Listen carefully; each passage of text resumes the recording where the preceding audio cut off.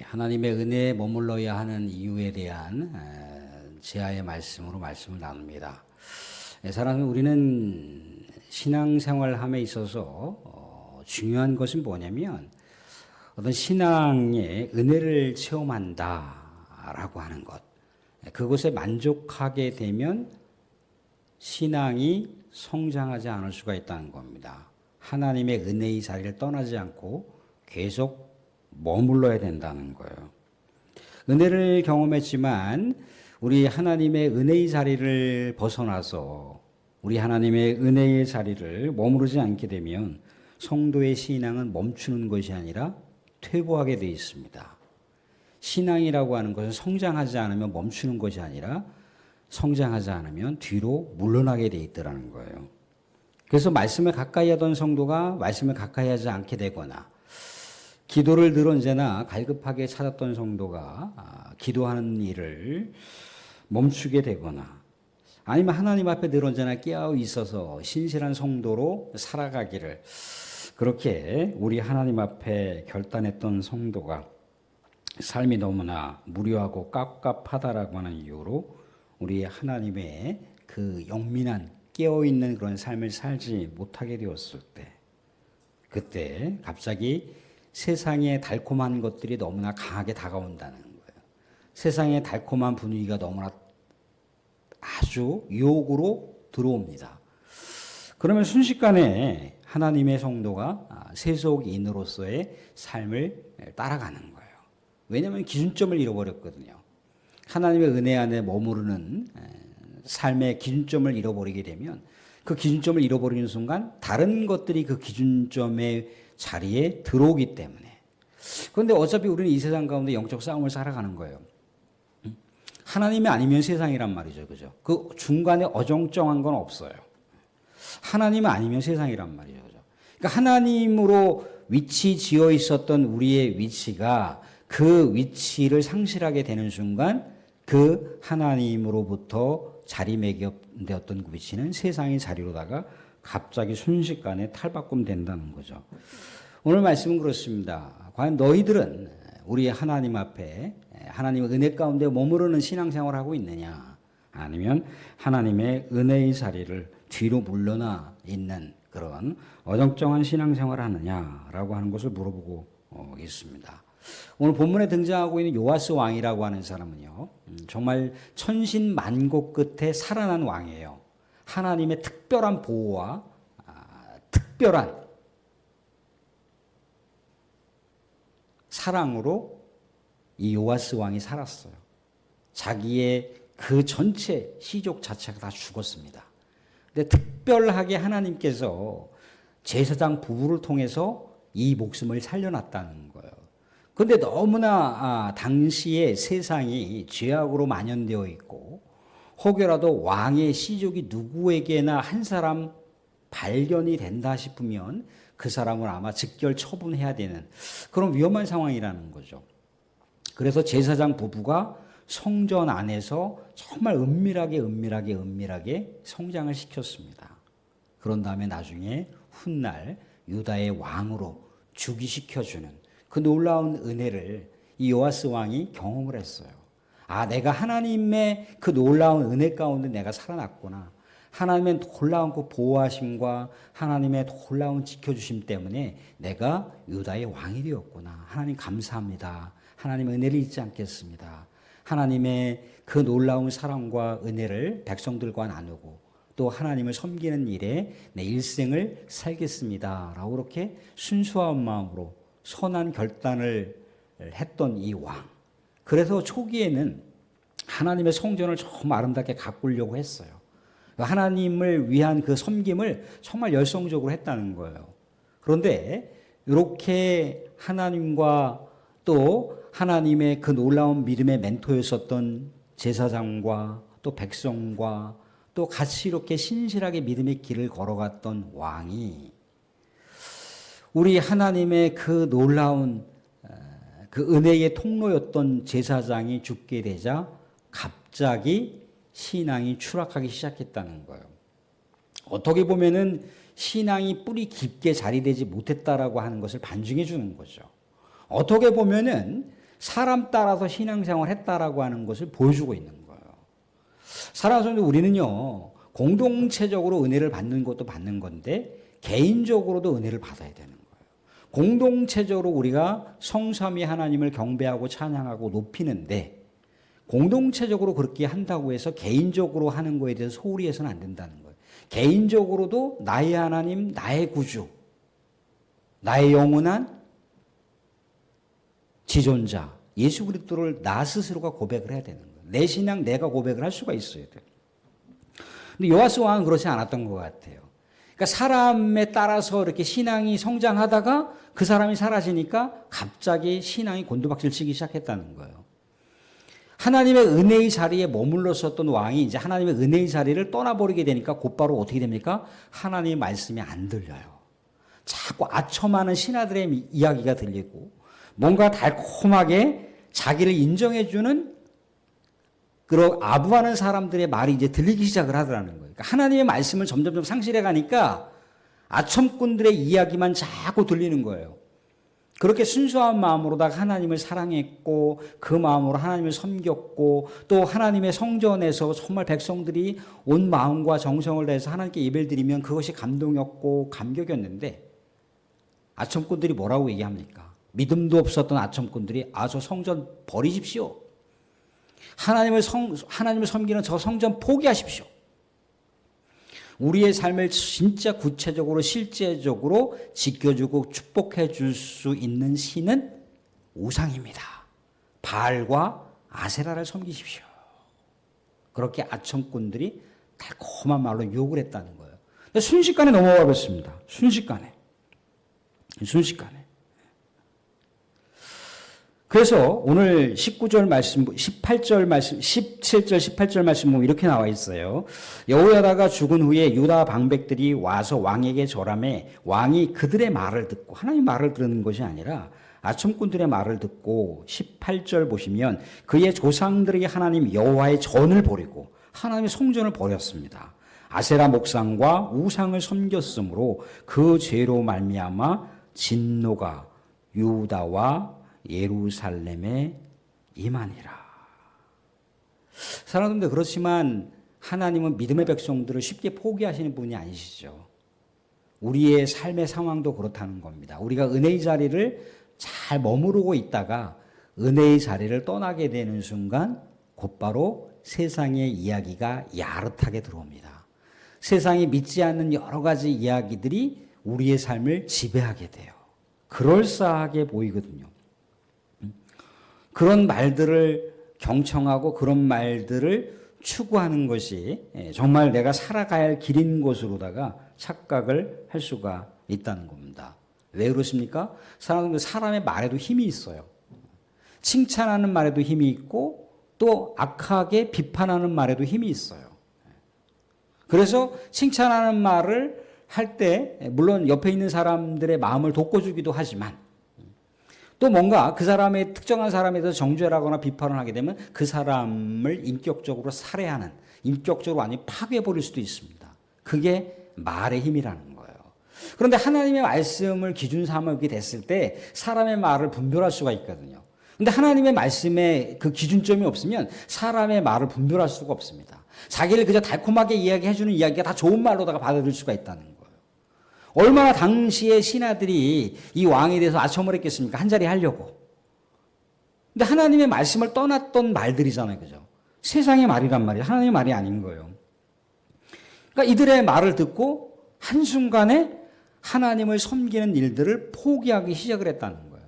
하나님의 성전의 중요성을 잃어버렸습니다. 하나님을 잃어버린 거죠. 하나님을 잃어버리니까 우상이 들어옵니다. 세속가치가 들어오는 거예요. 오늘 말씀 가운데 은혜의 자리를 머문다는 것은요, 그렇게 쉬운 게 아닙니다. 만만한 게 아니라는 거예요. 은혜의 자리를 사수하게 됐을 때 하나님의 말씀이 들립니다. 은혜의 자리를 사수하게 됐을 때 기도가 하늘을 향해서 날아갈 수가 있어요. 사람은 은혜가 메말라 보세요. 기도해 보려고 해보세요. 얼마나 힘듭니까? 얼마나 억지로 다 하게 되는 기도가 될 수가 있어요. 근데 하나님의 은혜가 내 이 심령 가운데 가득 채우고 잔잔하게 흐르게 되면요.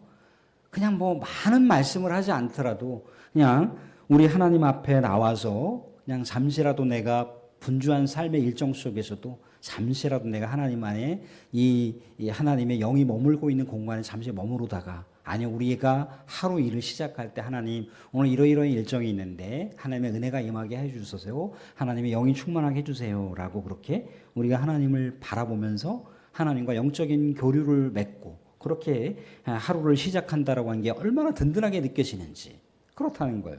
근데 하나님의 은혜가 머무르지 않으면 그냥 그 자체가 다 고역입니다. 그 자체가 다 의무감이고 그 자체가 당위처럼 느껴진다 이거예요. 그러니까 그동안에 이 요아스라고 하는 사람이 얼마나 사람 중심의 신앙생활을 했는지를 알 수가 있는 거예요. 그러니까 자기 은혜가 없는 거죠. 자기가 하나님 중심적으로 신앙이 넓어져야 되고 신앙이 높아져야 되고 신앙이 더 견고해져야 되는데 하나님 중심이 아니라 사람 중심적으로다가 그동안 제사장 부부의 신앙을 인정받기 위해서, 제사장 부부가 평가하는 그 신앙 평가를 인정받기 위해서 사람의 눈높이에 맞춰서 억지로 그렇게 했다는 거예요. 그러니까 제사장이 사라지니까 순식간에 무너지더라는 거죠.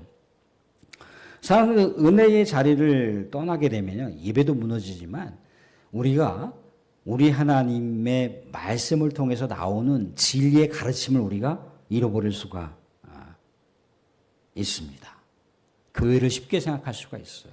사랑하는 우리가 교회 공동체라고 하는 것은요, 하나님께서 특별하게 구별하여 세운 공동체예요. 특별하게 세운 공동체지만 여기 안에 사람의 다양한 생각이 있습니다. 생각이 부딪힐 수가 있어요. 그죠? 왜? 더 하나님을 더 잘 공경하기 위해서, 더 하나님의 공동체를 아름답게 갖기 위해서 나름대로 각자에 대한 소견들이 때로는 부딪힐 수가 있습니다. 또 그것 때문에 뭔가 서운할 수도 있어요. 그렇지만 교회 공동체는 하나님이 사랑하신다는 거예요. 그런데 교회 공동체를 하나님이 사랑하신다는 것이고 사람의 여러 가지 연약한 지점들이 있다라고 하는 것을 우리 하나님의 말씀을 통해서 우리가 우리의 심령을 견고하게 해나가고 신앙의 맷집을 키워나가게 되면 여러 가지 부대낌이 있고 뭔가 갈등이 있고 그 안에 뭔가 다툼이 있어도 교회 공동체를 떠나지 않습니다. 교회 공동체를 쉽게 포기하지 않는다는 거예요. 그런데 하나님의 은혜가 메마르고 하나님의 말씀이 없게 되면 교회 공동체를 너무나 하찮게 여긴다는 거예요. 사람들은 우리 그 이단이나 사이비 그 단체에 가보게 되면요, 초신자들이 와 있는 게 아닌 거예요. 대부분 다 신앙 고백 스스로 했던 분들인데 거기에 상당수가 가 있어요. 그러니까 기존의 기성교회에 대한 불만족이 있는 거죠. 그죠? 기존에 있는 기성 공동체에 대해서 만족하지 못한 것들이 너무나 커다랗게 가슴에 뭔가 멍든 채로 상처가 있으니까 기존의 기성 공동체를 떠나버리는 거예요. 쉽게 떠나버린단 말이죠. 쉽게 잊어버린다는 거예요. 다시 돌아오기가 쉽지 않습니다. 그래서 오늘 말씀 가운데도 보면은 요아스라고 하는 왕을 향해서 우리 하나님의 메시지를 전하는 사람들이 찾아갔어요. 왕이시여 돌아오십시오. 하나님의 은혜의 자리로 다시 돌아오셔야 되지 않습니까? 하나님의 공동체로 돌아오셔야 되지 않습니까? 왜 그 공동체를 버리십니까? 떠나지 마시고 다시 돌아오십시오. 하나님의 은혜를 기억하여 주십시오. 라고 그렇게 했더니 어떻게 했다고 되어 있습니까? 21절에 그를 돌로 쳐 죽였어요. 하나님께서 다시 돌아와 주십시오라고 그렇게 간절하게 했는데 돌아서니까 오히려 그렇게 말을 전하는, 하나님께로 돌아오십시오라고 전하는 이 스가랴 선지자를 돌로 쳐 죽이는. 그래서 예수님께서도 당시에 바리새인과 유대 종교 지도자들에게 뭐라고 얘기합니까? 정말 우리 하나님의 말씀을 전하는 그런 자들을 조상들이 핍박을 했는데 지금 이 시대에도 핍박을 하려고 하느냐라고 하고 있지 않습니까? 그죠? 자, 개종한다는 것, 이단과 사이비에 빠져든다라고 하는 것이 어떻게 보면은 뭐 어떤 견고한 진리가 기존의 우리 기성세대, 기존에 있는 기존 정통교회의 어떤 교리가 불완전했기 때문에 진리가 뭔가 그들이 생각했을 때 뭔가 좀 허접해 보여서 그들이 이단과 사이비에 빠져드는 게 아니라는 거예요. 결국 그들이 견고하게 서 있지 못하겠다라고 하는 것을 반증해 주는 건데 그렇게 쉽게 떠나고 쉽게 돌아선다는 겁니다. 하나님을 마음에 두지 않고 살아가게 되면 얼마든지 그럴 수가 있다. 자꾸만 우리가 사람을 보면서 신앙생활하는 것 굉장히 중요해요. 믿음의 공동체는 서로 격려하고 서로 잡아주고 그러기 때문에 사람이 그 공동체 안에서 신실한 사람들이 있고 없고가 그 신앙 공동체가 더 성장할 수 있냐 성장하지 못하느냐를 가름할 수 있는 중요한 요소가 될 수 있지만 그것이 최대 핵심 가치가 아니라는 거예요. 과연 그렇게 믿음으로 앞서가는 분들 그 마음속 깊숙한 중심에 하나님이 살아있는가, 늘 언제나 하나님의 은혜 가운데 살아가고 있는가, 그걸 우리가 바라봐야 돼요. 아, 그 사람이 대단한데, 아, 그 사람 정말 열심히 하는데, 그것이 뭔가 공동체를 훈훈하게 만들 수 있는 것은 분명한 사실이긴 하지만 그 사람이 진짜 중심 가운데 하나님을 바라보고 있는가, 정말 그 사람이 견고한 말씀 가운데 살아가고 있는가, 그걸 우리는 바라봐야 됩니다. 요아스가 얼마나 성전 중심적으로 살았습니까? 얼마나 하나님을 잘 섬겼습니까? 그죠? 그런데 옆에 있는 믿음의 제사장, 멘토 역할을 했던 그 믿음의 제사장이 사라지니까 갑자기 믿음이 곤두박질 치면서 하나님의 성전마저도 저버렸잖아요. 그죠? 우상을 섬기는 그런 신앙의 낙오적인 형태들을 보이더라는 거죠. 사람들, 우리도 그렇습니다. 우리도 사람 중심적으로 살아가게 되면 하나님 중심적인 신앙생활이 아니라 사람에게 보여주는 신앙생활을 하게 되면 그럴 수가 있다는 겁니다. 사람들, 오늘 말씀 가운데 보면 요아스가 하나님을 떠났어요. 하나님의 은혜의 자리를 포기했습니다. 하나님의 은혜의 자리를 포기하는 순간 어떻게 되는 건가요? 하나님께서도 그를 버리신다고 나와 있어요. 그가 하나님을 버리면 하나님도 그를 버리는 것으로 나와 있습니다. 24절 말씀 보시면 이렇게 나와 있어요. 아람 군대가 적은 무리로 왔으나 여호와께서 심히 큰 군대를 그들의 손에 넘기셨으니. 아람 군대가 적은 군대로 왔는데 유다 군대가 되게 컸단 말이죠. 그죠? 근데 유대 군대가 감당을 하지 못하는 거예요. 적은 군대를. 근데 이 이유에 대해서 24절 그 중반절에 보시게 되면 이는 유다 사람들이 그들의 조상들의 하나님 여호와를 버렸습니다. 이와 같이 아람 사람들이 요아스를 징벌하였더라. 하나님을 버리는 순간 어떻게 되는 건가요? 하나님께로부터 버림받는 그런 뼈아픈 그 당시에 믿음의 사람들의 행태를 우리가 보게 되는 거죠. 사람들은 이것은요, 우리에게 중요한 신앙의 교훈을 줍니다. 우리는 하나님을 떠나서는 안 됩니다. 하나님의 은혜의 자리를 우리가 떠나서는 안 됩니다. 하나님의 은혜 가운데 우리가 예배를 드리고 말씀을 견고하게 붙들고 살아가고 또 기도하고 또 믿음의 이 공동체 식구들, 이 믿음의 공동체를 우리가 너무나 쉽게 생각하면 안 돼요. 하나님께서 사랑하시는 공동체입니다. 하나님께서 세워가시는 공동체예요. 하나님의 믿음의 사람들이 세워가는 공동체예요. 이 공동체에 우리가 계속해서 머물러야 돼요. 모이기를 피하는 것이 아니라 모이기에 힘쓰고 모이기에 늘 언제나 격려하고 모일 때마다 찬송하고 예배드리고 모일 때마다 서로 친교하고 모일 때마다 하나님 나라를 생각하는 것, 이게 하나님의 은혜의 자리에 머무는 거예요. 하나님의 은혜의 자리에 머문다라고 하는 것은요, 그 영혼들뿐만 아니라 그 영혼들의 가정과 그 영혼들의 후세대까지 우리 하나님께 놀라운 축복의 그 놀라운 역사의 흐름을 주신다는 거예요. 놀라운 역사와 은혜를 주시는 거예요. 다윗 한 사람 때문에 이스라엘의 수많은 왕들의 그 후계자들이 다 축복을 받는 존재들로서 하나님께서 약속하셨잖아요. 그죠? 그런데 오늘 말씀 가운데 보니까 어떻게 됩니까?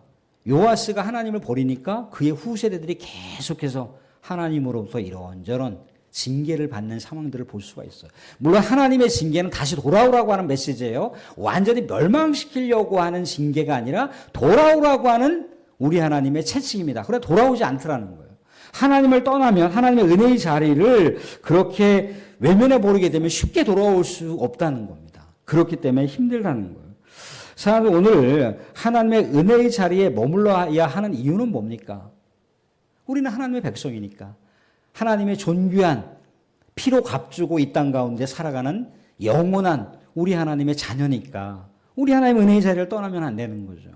우리 하나님 은혜의 자리를 떠난다는 것은 내가 하나님의 자녀라고 하는 걸 포기하는 것과 마찬가지입니다. 우리의 삶의 현장이나 우리의 가정 가운데서 다양한 어떤 여러 가지 상황들을 우리가 마주할 수가 있습니다. 그렇다 할지라도 우리의 삶을 정말 그 삶의 이 내면 세계를 확대해서 우리의 삶을 늘 언제나 성삼위 하나님께 지켜주시는 그런 은혜로운 삶의 자리를 포기하지 마시고 그 은혜로운 삶의 자리를 사수하셔서 끝끝내 여러분들의 삶이 우리 하나님의 축복의 통로가 되고 우리 하나님께서 우리 후세대들에게 마음껏 축복해 주시는 놀라운 은혜를 우리가 마음껏 누릴 수 있기를 주님의 이름으로 축원드립니다. 아멘.